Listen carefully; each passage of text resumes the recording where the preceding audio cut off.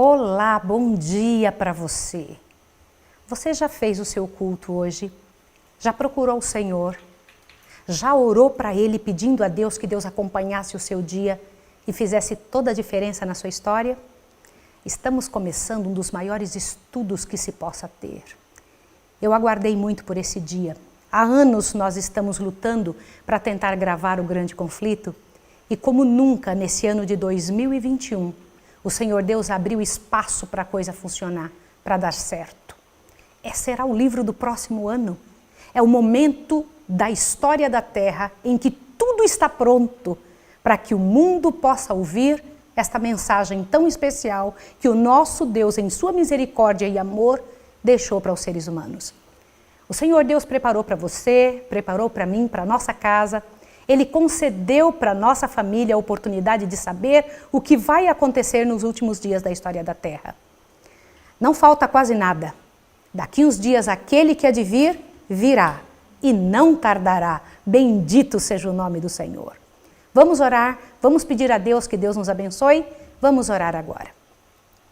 Querido Deus e amado Pai, bendito seja o teu nome pela oportunidade de defesa diante do universo. Obrigada por ter mandado Jesus para tomar o nosso lugar e assim nos assegurar um futuro glorioso. Senhor, ainda temos que passar alguns dias nessa terra.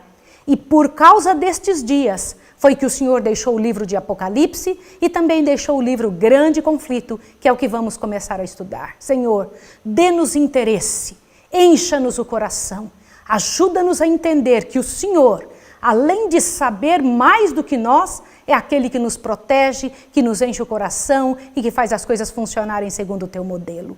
Eu te peço a tua bênção e o teu poder em nome de Jesus. Amém. Um guarda ficava em cima dos muros das cidades. Ele ficava observando a noite toda porque eles temiam que a emboscada, que a guerra acontecesse durante a noite. E eles ansiavam pela manhã. Eles desejavam que o primeiro raio do sol viesse, que a primeira penumbra de que o dia haveria de nascer chegasse, para que eles soubessem que não seriam atacados. Então se perguntava, guarda, vê se muito falta para o dia amanhecer. Ainda vai a noite alta ou já vem o amanhecer? Isso é muito interessante. Por que se comenta e se faz esse hino nesse momento especial? Irmãos, será que o nosso grande dia para espancar de uma vez as trevas está chegando? Quais são os sinais que nós estamos esperando que aconteçam para que nós saibamos que nosso Jesus está às portas, que Ele vem nos buscar para ir embora? Eu louvo a Deus porque o Senhor Deus deu um legado, deixou um legado tremendo para a Igreja Adventista entregar para o mundo. Para que nós, ao recebermos essa bênção na mão, pudéssemos distribuir para o planeta todo. O livro Grande Conflito será distribuído em todo lugar. E abra bem o seu ouvido agora. O bom disso tudo é que um anjo de Deus, essa é a promessa, está esperando que haja interesse para alguém pegar este livro. E então começamos a gravar esse material que você vai ver hoje. Há 5 anos começamos a gravar.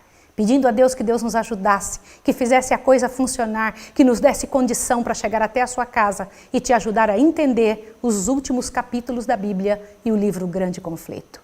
No nosso ano bíblico, nós estamos no dia de hoje, olha, faltam só alguns dias para terminar o ano, não é? Nosso grande trabalho que fizemos juntos durante todo o ano está terminando. Mais uns dias e tudo termina. Nós estamos então no dia em que vamos estudar Predito o Destino do Mundo. Pega, não deixa de pegar a Bíblia. De hoje em diante, pegue um papel, pegue caneta, pegue a sua Bíblia. Procure estudar com o livro Grande Conflito na mão, para que cada detalhe dali você possa compreender e fica fácil para você, tá certo? O nosso estudo também pede que nós venhamos a estudar Apocalipse, capítulo 4 e capítulo 5. Eu estou muito impressionada com o que eu vejo aqui no capítulo 4 e capítulo 5. Abra sua Bíblia aí junto comigo e vamos estudar para que você veja. O capítulo 4 é a visão do trono no céu. João, então, tinha acabado de receber as visões das 7 igrejas, que eram 7 tempos depois de que Jesus Cristo fosse ao céu, que sua igreja passaria. 7 tipos diferentes da igreja de Deus na história da terra. O povo iria passar por estas fases. Mas no capítulo 4, João está vendo o trono de Deus. Está vendo alguém sentado no trono. Dê uma observada no que nós vamos ler agora, para que você entenda a beleza disso. Olhe só. Capítulo 4 do Apocalipse diz assim: depois destas coisas olhei e vi que tinha uma porta aberta no céu. A primeira voz que ouvi foi como o som de trombeta. Se a porta está aberta no céu, é porque ainda a porta não estava fechada. É um indicativo de que neste tempo aqui ainda havia graça. E ainda se comenta que João recebeu a notícia e o comando: sobe até aqui e eu vou te mostrar algo e coisas que em breve devem acontecer. Imediatamente ele foi arrebatado em espírito e ele viu um trono que estava posto no céu e alguém assentado sobre o trono. Agora, a descrição que João faz de quem estava sobre o trono é o que eu quero muito ver. Eu anseio ver alguém assim. Olha o que diz aqui. Ele estava sentado, este que estava sentado era, na aparência, semelhante a uma pedra de jaspe e de sardônio. E ao redor do trono havia um arco-íris semelhante à aparência de esmeralda. E eu sei que confunde um pouco o que então estava ao redor do trono. Aqui aparecem alguns seres interessantes, né?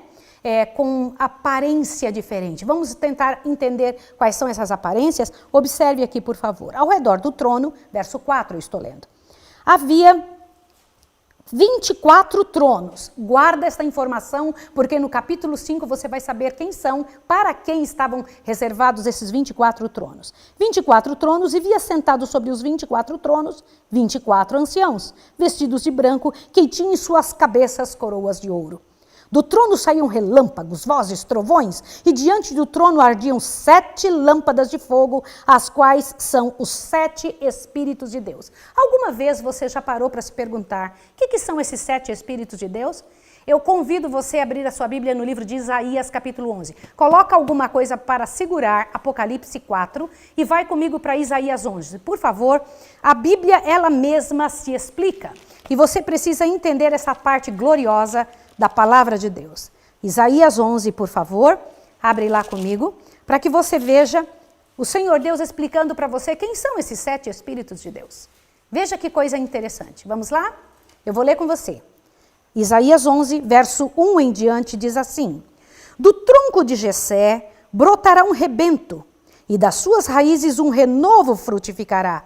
Repousará sobre ele o Espírito do Senhor, o Espírito de sabedoria, o Espírito de inteligência, Espírito de conselho, Espírito de fortaleza, Espírito de conhecimento e Espírito de temor do Senhor. Os 7 Espíritos de Deus. Estes 7 Espíritos de Deus andam por toda a terra em busca de alguém para dar estes dons. Olha que coisa interessante. Você sabia disso? Volta agora para Apocalipse 4, para que você entenda que poder é este e que tamanho presente tem sido dado ao homem, não só ao entender, mas poder usufruir deste presente diante de Deus. Agora, Apocalipse 4, novamente, observe o que nós encontramos aqui. Olha só. E veja aqui, no verso 6, também havia diante do trono, como que um mar de vidro, semelhante ao cristal, e ao redor do trono, ao meio de cada lado, 4 seres viventes, cheios de olhos por detrás e por diante. O primeiro ser era semelhante a um leão, o segundo a um touro, o terceiro tinha rosto como de homem e o quarto semelhante a uma águia voando. Muitas pessoas têm preocupação em entender o que é isso. Deixa eu lhe comentar que coisa interessante que alguns teólogos chegaram à compreensão. Este primeiro, este ser que tinha esta aparência de um leão, o leão é a principal das feras. Tem o símbolo de legislador. Também representa um dos evangelhos, Mateus. E 3 dos filhos de Jacó, Judá, Isacar e Zebulon. Já já você vai entender melhor isso. O segundo, semelhante a um touro, o touro é o principal das aves domésticas, das aves mais simples, das aves mais tranquilas. Assim como o leão é o principal das feras, o touro o principal dos animais domésticos, pronto ao trabalho ou ao sacrifício. Representa o sacerdote que estava pronto para o sacrifício. É o livro de Marcos e também mais 3 filhos de Jacó, Efraim, Manassés e Benjamim. A próxima aparência que se mostra, o terceiro, tinha rosto de homem. Homem é o principal dos seres viventes. Olha que coisa interessante. E ele então representa o Filho do Homem e a humanidade. O livro de Lucas é o que mais trabalhou com a humanidade de Jesus. 3 filhos de Jacó também são representados por esta parte desta visão. Rúben, Simeão e Gade. A águia voando, o rosto de águia. A águia, a principal das aves, que representa também a perspectiva e a morada nas alturas, as posições igual a dos pés. João, este apóstolo especial que o Senhor Deus separou de forma especial. Também 3 filhos de Jacó, Dan, Azer e Naphtali. Esses 4 seres viventes tinham cada um 6 asas. Você se lembra dos querubins que nós já estudamos durante esses dias que estivemos estudando juntos? E ao redor e por dentro estavam cheios de olhos, não descansavam nem de dia nem de noite, dizendo: Santo, Santo, Santo. É o plural majestático, 3 vezes santo. Santo a Deus, santo ao Pai e santo ao Filho. Santo, Santo, Santo é o Senhor Deus Todo-Poderoso, aquele que era, que é e há de vir. Agora imagine, quando os seres viventes davam glória, honras e graças, e ações de graças ao que estava sentado no trono e ao que vive para todo sempre, esses 24 anciões também tomavam parte nesse tipo de louvor e diziam com grande voz e adoravam aquele que vive para todo sempre, repetindo o que eu e você um dia vamos repetir. Dizia assim: digno é, Senhor nosso Deus, Senhor nosso, de receber a glória e honra e o poder, porque tu criastes todas as coisas e por tua vontade existem e foram criadas. Mas o mais importante, depois dessa visão do céu, depois dessa imagem tão perfeita, foi o que se encontra no capítulo 5. Capítulo 5, João se vê numa cena muito especial, uma cena que o fez chorar. Veja o que acontece no capítulo 5.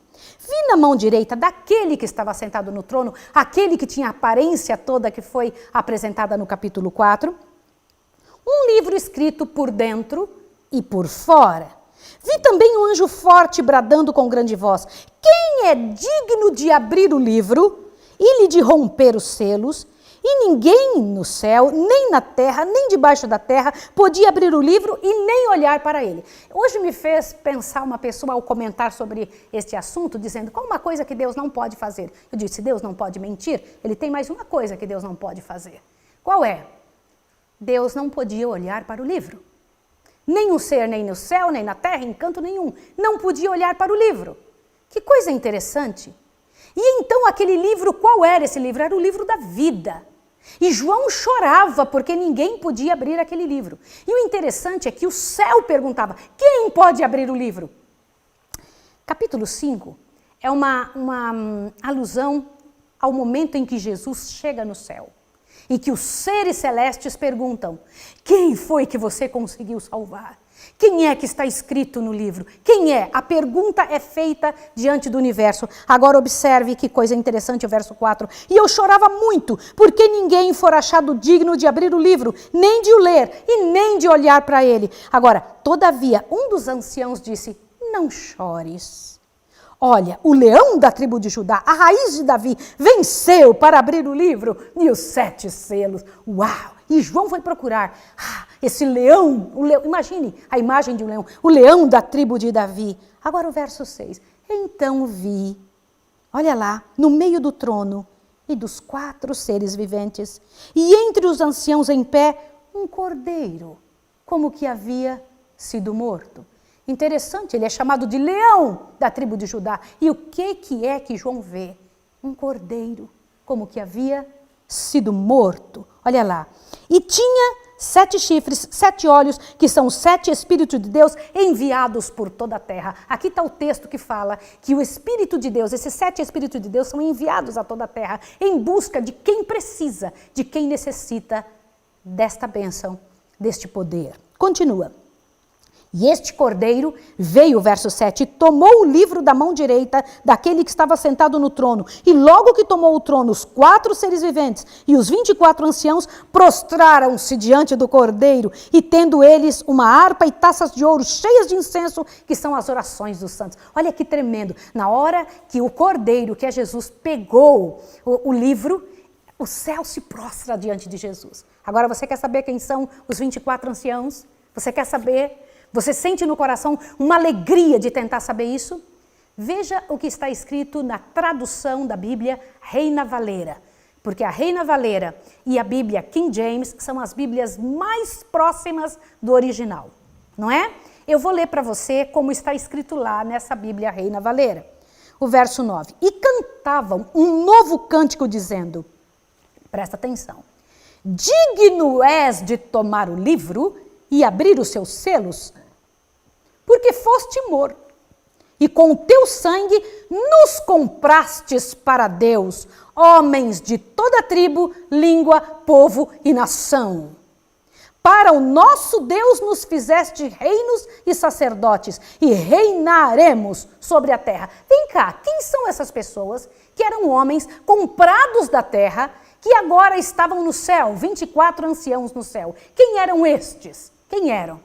O interessante é que quando Jesus subiu ao céu e foi se encontrar com o Pai, uma multidão subiu com ele. Você sabe disso? Que quando Jesus ressuscitou, uma multidão de mártires ressuscitaram junto com Jesus. Você sabe disso? Eu sei que quando estudamos o livro Desejado de Todas as Nações, nós estudamos sobre isso, mas eu quero relembrar a você. Abra sua Bíblia no livro de Mateus, capítulo 27. Por favor, corre até lá. Mateus, corre.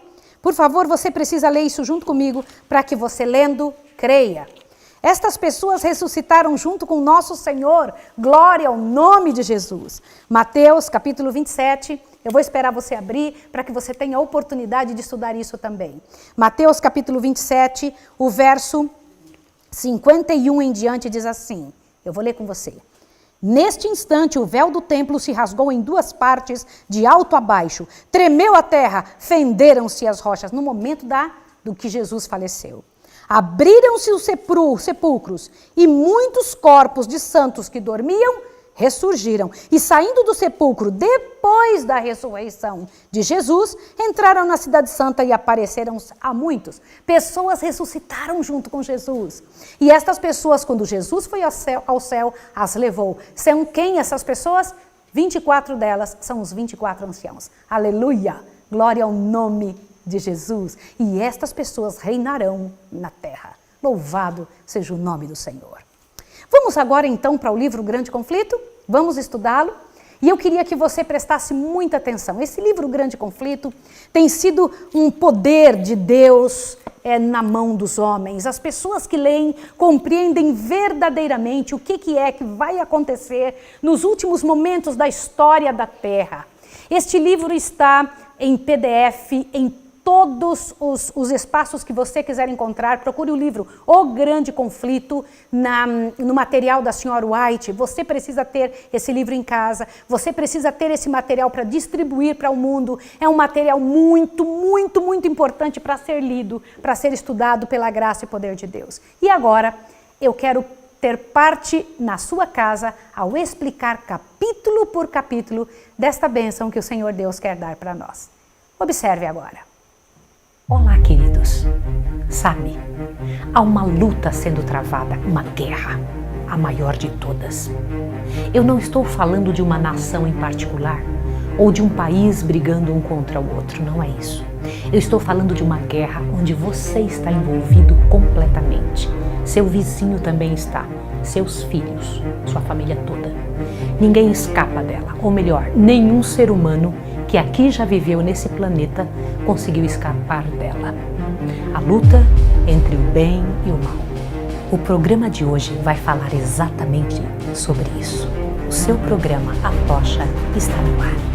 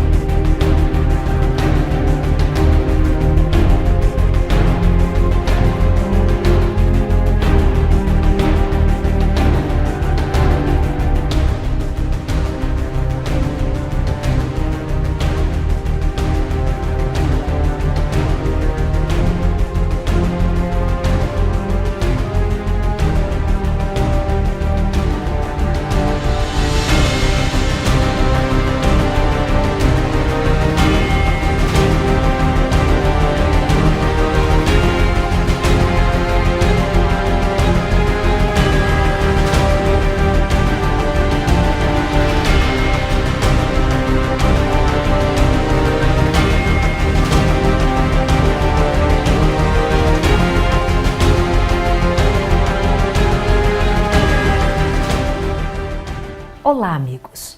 O grande conflito entre o bem e o mal.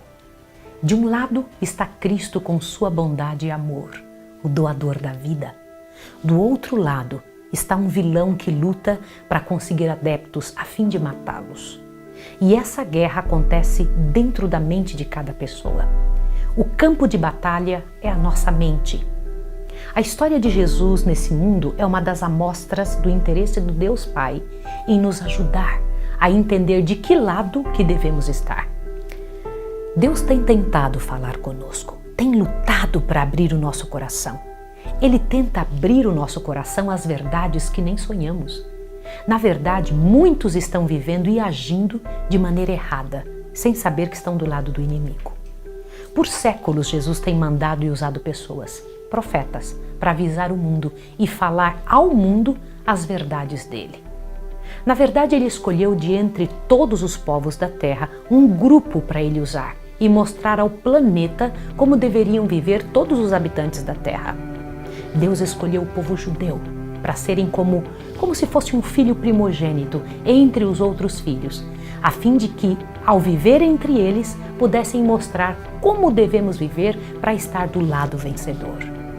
No entanto, o povo judeu, tão largamente privilegiados por Deus, ao serem escolhidos, não permaneceram fiéis ao que Jesus pediu.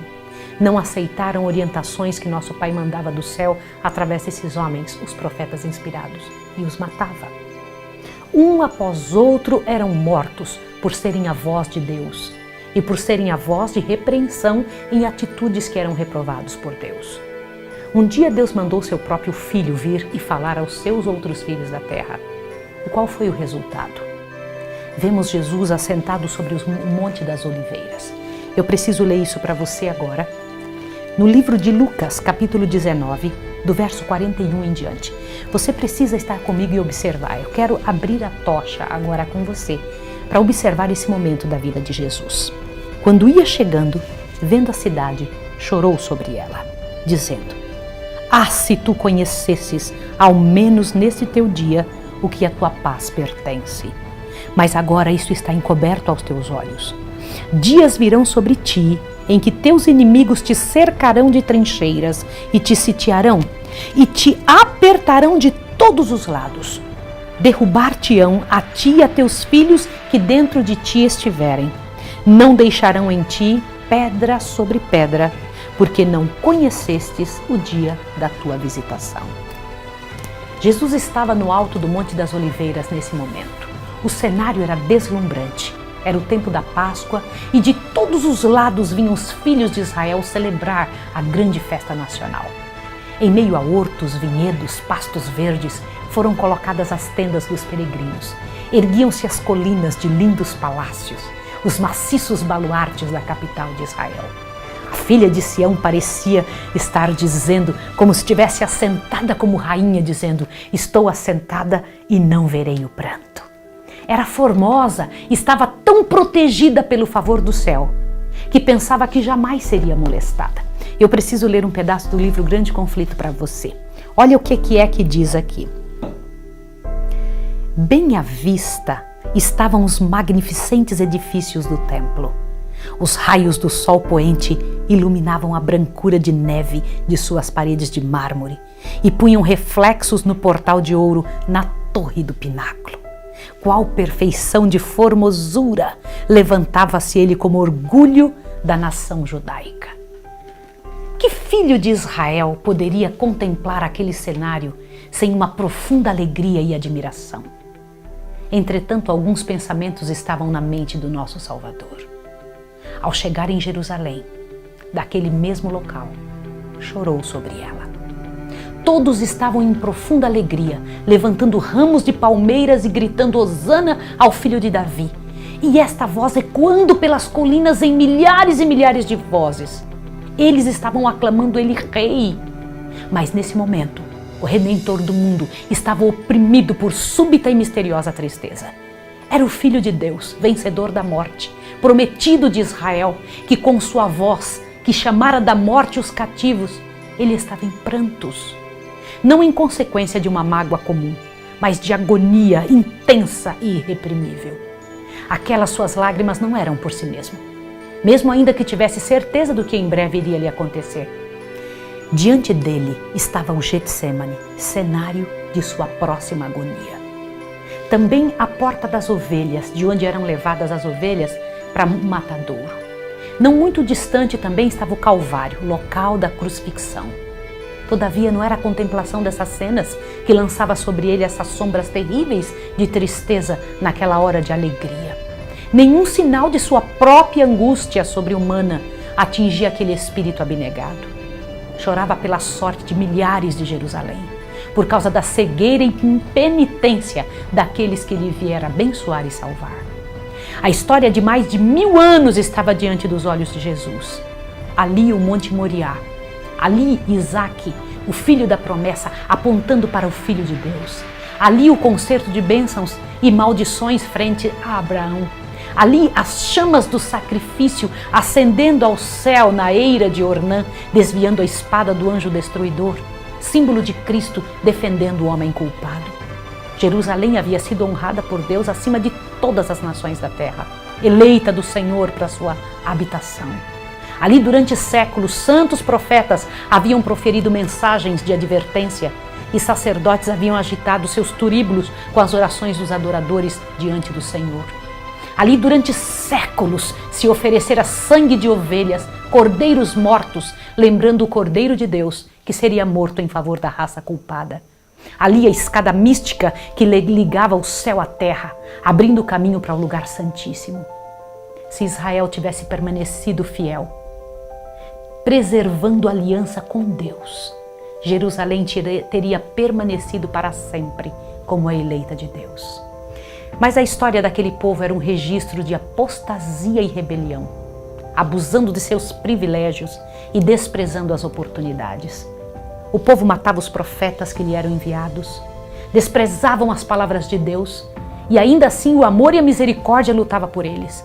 Lutava por seu povo, este povo que ele amava por anos. E eu preciso ler para vocês o que é que está escrito aqui, como é descrita essa cena do coração de Jesus. Observe, por favor.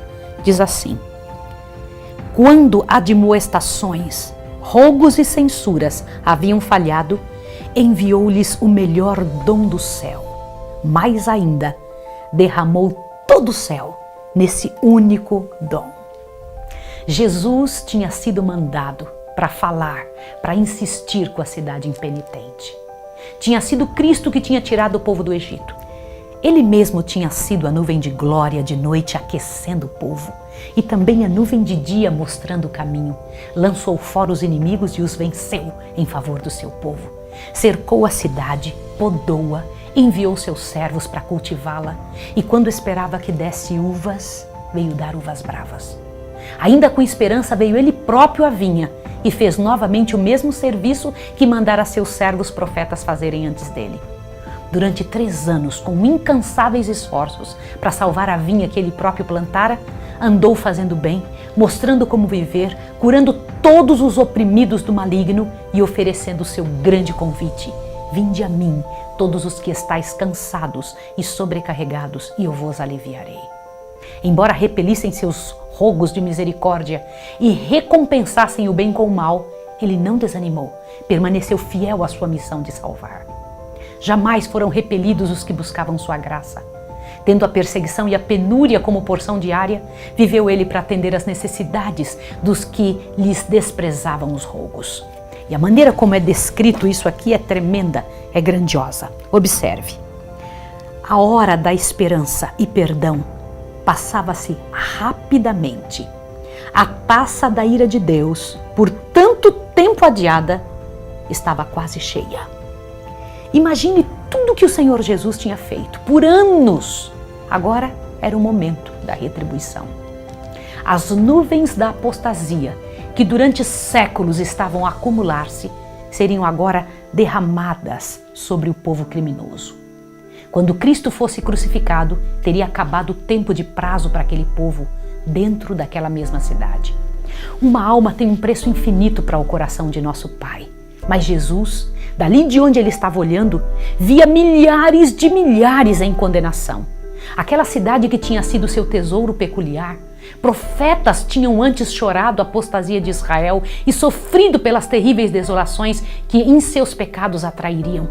Mas qual não era a dor daquele que conseguia ver não somente aquela destruição, mas os séculos à frente, vendo a nossa geração? Jesus estava no mesmo local onde mais tarde Tito olharia para a mesma cidade na hora da ocupação.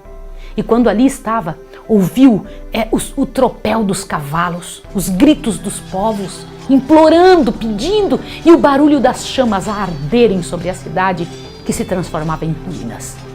E essa descrição, ela é tremenda aqui. Eu preciso ler para você. Olhando através dos séculos futuros, via o povo do concerto espalhado por todos os países, semelhante aos destroços de um naufrágio em praia deserta. Nos castigos prestes a cair sobre seus filhos, não via ele senão o primeiro gole daquela taça de ira que no julgamento final iria esgotar completamente. A taça de ira que iria esgotar completamente, o Senhor Jesus estava vendo em que povo, em que época? Na época final. A única coisa que ele podia dizer foi: Jerusalém, Jerusalém, que mata os profetas e apedreja os que te são enviados. Cristo viu em Jerusalém um símbolo do mundo endurecido na incredulidade e na rebelião. Viu o nosso tempo, extremamente amargurado, a majestade do céu estava em prantos, curvado em angústias, e isso encheu o céu todo de espanto. A maneira como é descrito isso é fabuloso. Olha só o que diz aqui. A majestade do céu em prantos. O Filho do infinito Deus, perturbado em espírito, curvado em angústias. Essa cena encheu o céu de espanto. Revela-nos a imensa malignidade do pecado. Mostra quão árdua a tarefa é, mesmo para o poder infinito, salvar ao culpado das consequências da transgressão da lei de Deus. Jesus, olhando para a última geração, viu o mundo envolto em engano, semelhante ao que causou a destruição de Jerusalém. O grande pecado dos judeus foi rejeitarem a Cristo. O grande pecado do mundo cristão seria rejeitarem a lei de Deus. 2 dias antes da Páscoa, Jesus levou seus discípulos para o mesmo local onde havia chorado, e de lá ele tinha contemplado o templo. Esse templo havia sido restaurado por Herodes. Muito dinheiro se havia gastado nele. O primeiro templo móvel do deserto havia sido substituído pelo de Salomão, aquele que Nabucodonosor destruíra, e 500 anos de Cristo foi restaurado por o povo cativo e sem lar. Mas a glória do templo de agora, mesmo não tendo como igualar-se ao resplendor do templo de Salomão, foi maior, porque nele entrara o desejado de todas as nações, o próprio Deus manifestado em carne. Mas com a saída de Jesus do templo, naquele dia, com a rejeição do povo, eram cumpridas as palavras do Salvador: eis que vossa casa vos ficará deserta. Os discípulos ficaram espantados com as palavras de Cristo sobre a destruição da cidade e pensaram que Jesus estava a falar do fim do mundo. Mas Jesus havia misturado as duas situações, mas não fora bem compreendido. Veja só a maneira como ele explica este momento. Observe aqui. Diz assim: esta profecia que ele proferiu era dupla em seu sentido. Ao mesmo tempo em que prefigurava a destruição de Jerusalém, representava igualmente os terrores do último dia. Jesus estava a mostrar aos discípulos o que sobreviria aos judeus e à sua cidade por terem rejeitado os rogos de amor e sacrifício, e também pelo pecado de crucificarem o Filho de Deus. E estava mostrando o que aconteceria brevemente à cidade. Sendo assim, ele estava a dar mais um sinal de como escapariam. Ele disse: quando, pois, virdes a abominação da desolação, aquela da qual falou o profeta Daniel, quem lê entenda, então os que estiverem na Judéia fujam para os montes. Ele estava querendo dizer que quando os símbolos idolátricos dos romanos estivessem erguidos em terra santa, saberiam que seria a hora de fugir sem volta para buscar nada do que tinha ficado para trás. Aquela cidade cheia de fortalezas Parecia impossível ser destruída. Mas Cristo dissera: o céu e a terra passarão, mas as minhas palavras não hão de passar. Ouvi agora isto, vós chefes da casa de Jacó, e vós maiorais da casa de Israel. Vós que abominais o juízo e perverteis tudo o que é direito, edificando a Sião com sangue e a Jerusalém com injustiça. Os seus chefes dão as sentenças por presentes, e os seus sacerdotes ensinam por interesse, e os seus profetas adivinham por dinheiro, e ainda se encostam ao Senhor dizendo: não está o Senhor no meio de nós? Nenhum mal nos sobrevirá? Essas palavras descreviam fielmente os habitantes de Jerusalém, corruptos e possuídos de justiça própria.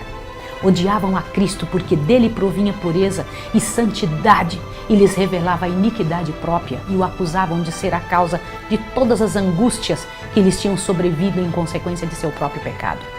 Os dirigentes judeus tinham edificado Jerusalém com sangue dos profetas e o sangue de Jesus. Mas ainda durante 40 anos depois que Cristo havia pronunciado a condenação de Jerusalém, Jesus ainda retardou.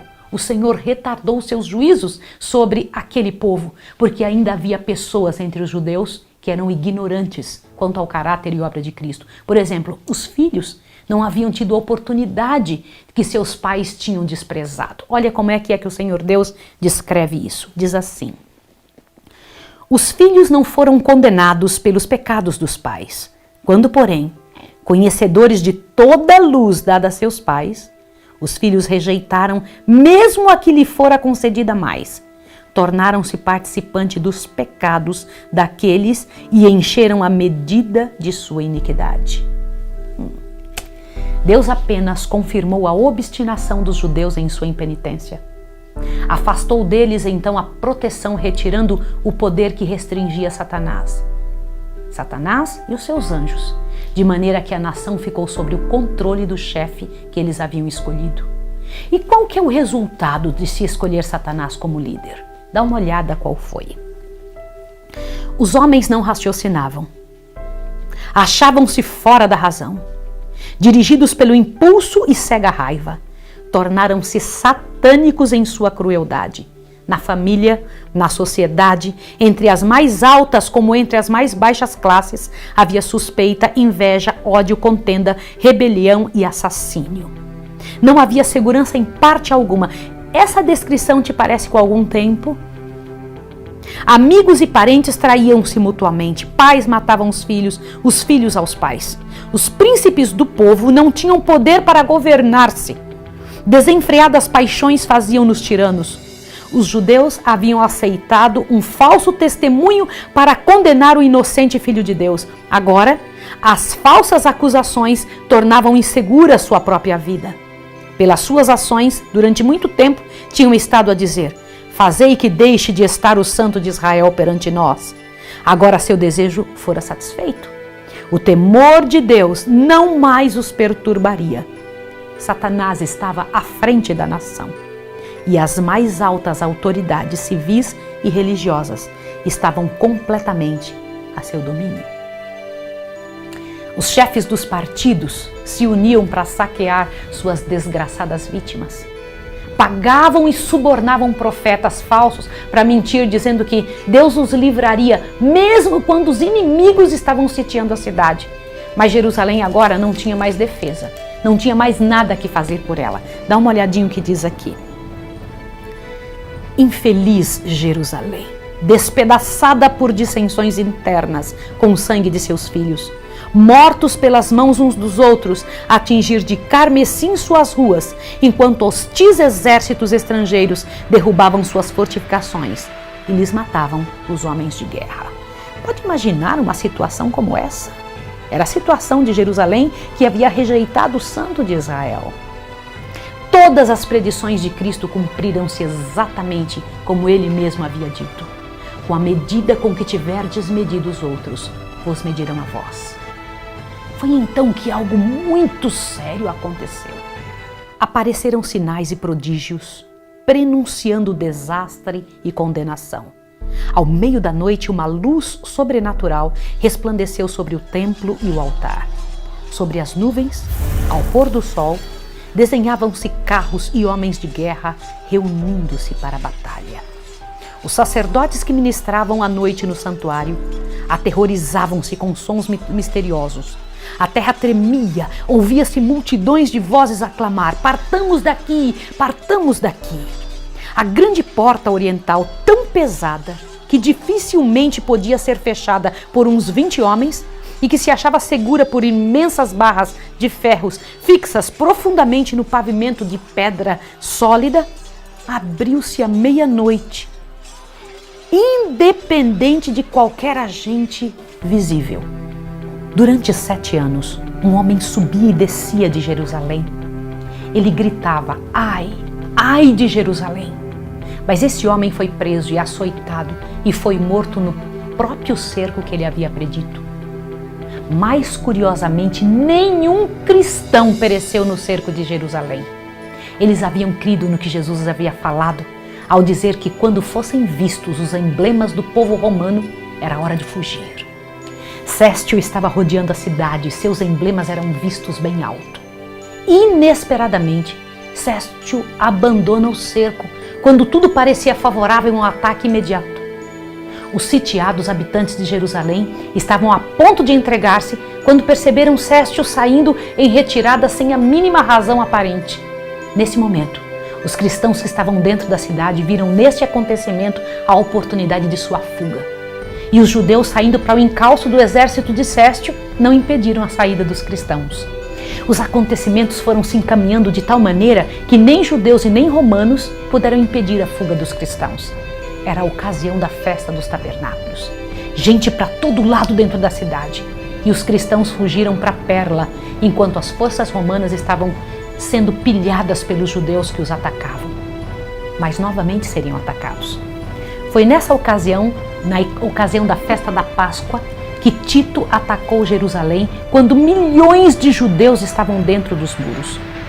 O cerco estava feito. A fome graçava por todos os espaços e dentro dos portões. A comida acumulada durante anos estava terminada e os soldados e os homens roíam cinturões e suas sandálias e a cobertura dos seus escudos. Pessoas tentando sair dos muros para buscar plantas silvestres fora, na tentativa de comer alguma coisa, eles se arriscavam e morriam crucificados. Às vezes, ao trazerem o que buscava com tanta dificuldade, eram roubados pelos que dentro da cidade tinham ficado. Mulheres trocavam seus filhos para serem cozidos e comidos às escondidas. As mais desumanas torturas eram feitas pelos que estavam no poder e, mesmo bem alimentados, ainda queriam extorquir para guardar um pouco para o futuro. Eu vou ler algo para você aqui muito interessante. Milhares pereceram pela fome e pela peste.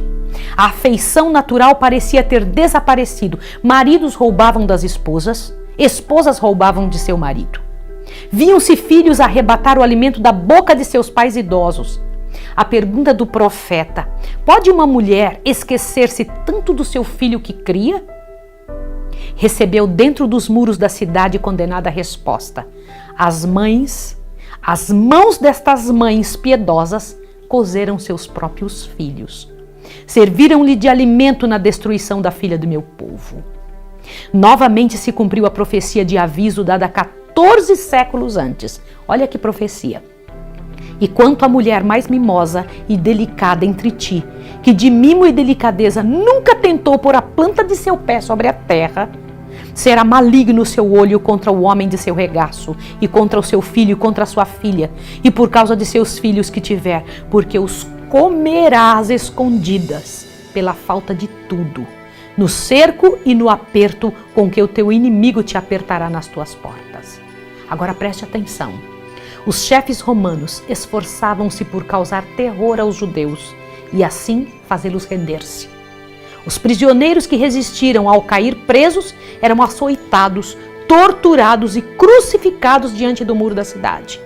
Centenas eram diariamente mortos desta maneira.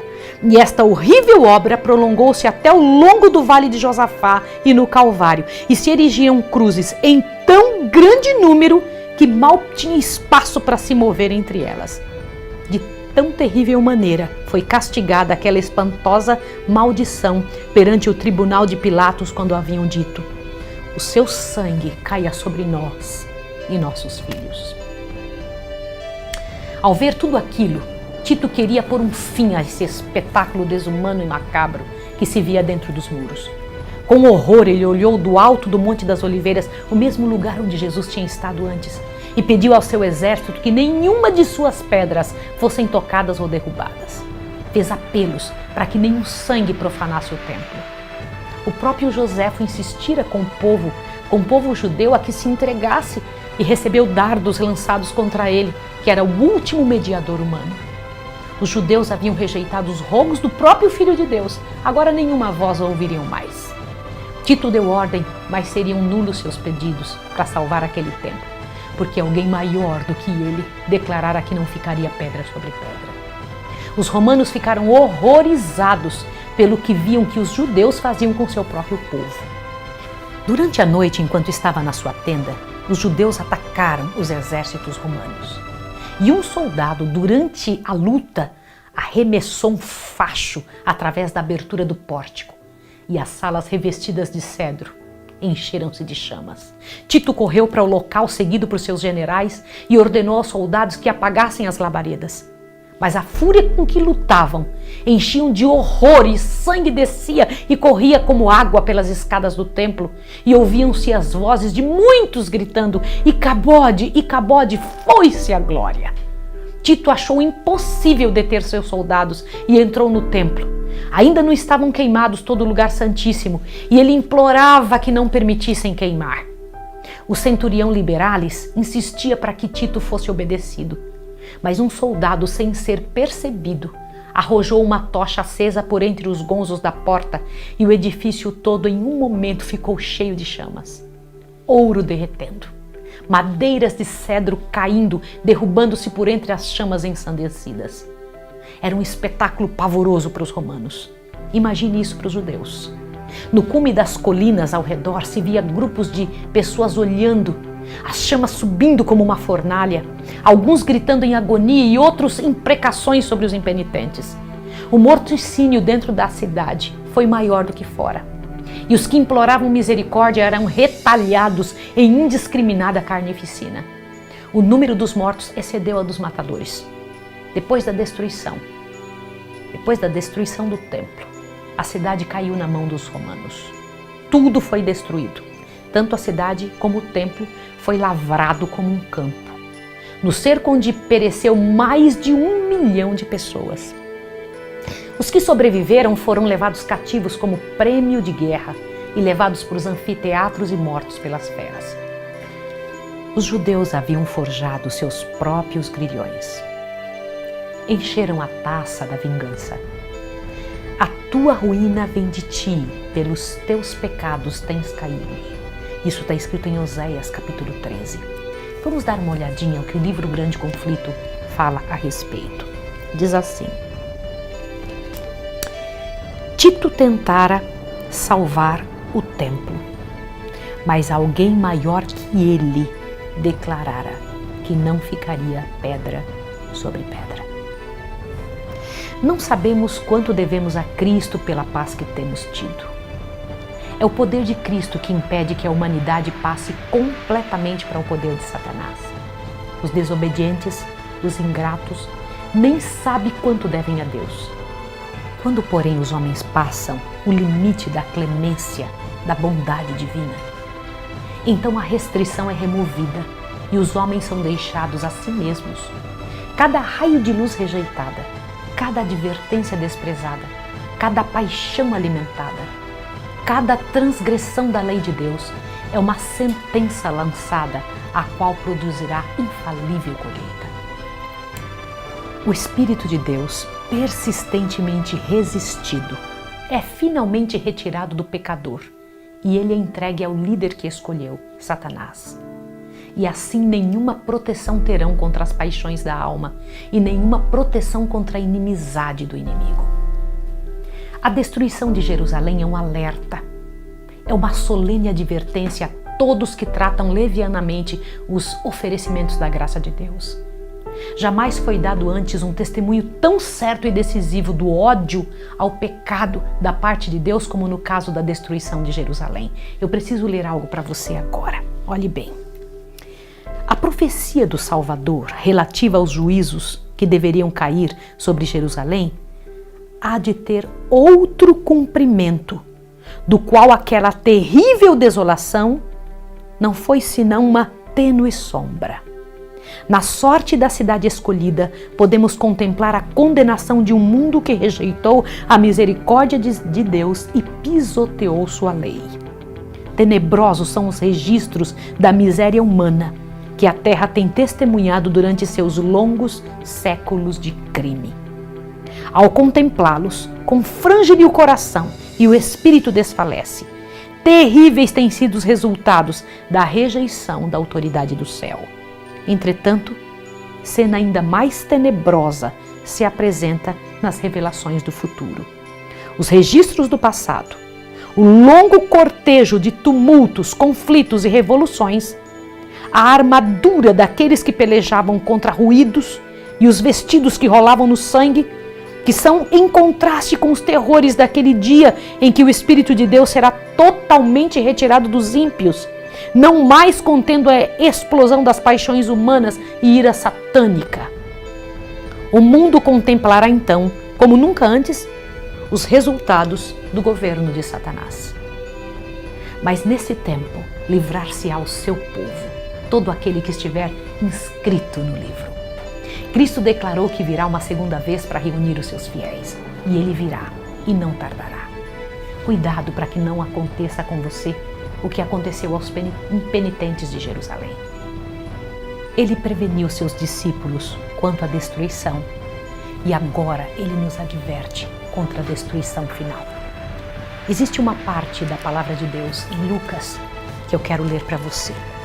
É muito importante que você entenda como o Senhor Deus tem cuidado em nos advertir. Lucas, capítulo 21, verso 25, diz assim, observe. Haverá sinais no sol, na lua e nas estrelas. Na terra as nações ficarão angustiadas e perplexas pelo bramido do mar e das ondas.